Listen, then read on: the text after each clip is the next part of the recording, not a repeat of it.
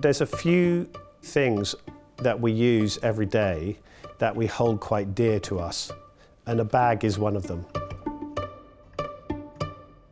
Leather really encourages you to be curious, and it's a very broad subject, both technically and in terms of the material, so you can really mix up a whole bunch of ideas. So here in the studio, we always try and employ leather workers from different backgrounds. So we have a bookbinder, we have a saddler, we have a case maker, and everybody cross-trains.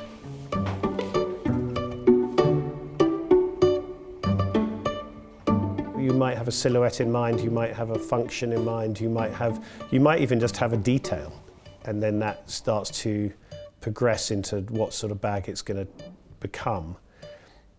And that is all happening with a pencil and paper. That's all happening just by simply sketching something out. So I'm not particularly rigorous about how the process is. It really depends on what the original spark of the idea is. But you certainly have to start making a paper pattern at some stage. In a prototyping phase of bag making, everything is done by hand. So the paper pattern's made by hand, and then the leather is cut by hand. Different knives, different tools are used depending on different leather types, and that's completely variable, really.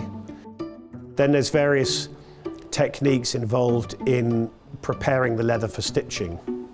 So you can split the leather to a certain thickness, which obviously the thickness of the leather is very important to how the thing folds or feels. The edges of the leather can be thinned down to create less bulk in the seams. That's called skiving. But then there's the unsung hero of leatherworking, which is the hammer. All around the world, different leatherworkers from different countries have different leather hammers. Such a simple tool, but everybody has a different hammer for leatherworking. But it's really important. That's what kind of shapes the seam.